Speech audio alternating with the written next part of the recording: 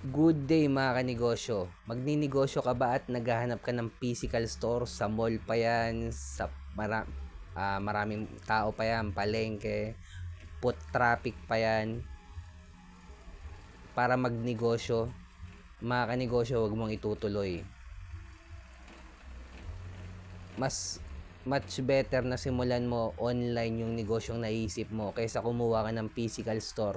Sa mga SM mga kanegosyo, magbabayad ka muna ng 12 months na renta. Sa iba,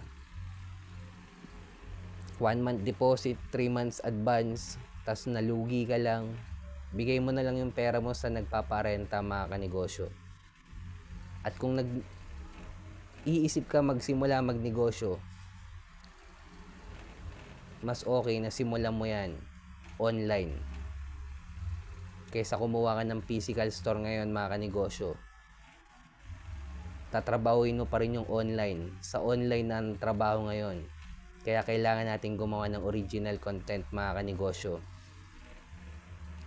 At sa paggawa ng original content mga kanegosyo, itong gamit kong microphone makakatulong to sa pagsisimula mo. Lalagay ko lang sa yellow basket mga kanegosyo. Nasa worth 300 plus lang tong microphone. Maganda na rin yung quality ng headset niya mga kanegosyo. Tama-tama sa pagsisimula ng original content. Hindi dahil marami kang pera mga kanegosyo, hindi ka malulugi sa physical store. Mas okay kung simulan mo yan online. Ingat tayong lahat mga kanegosyo. Peace.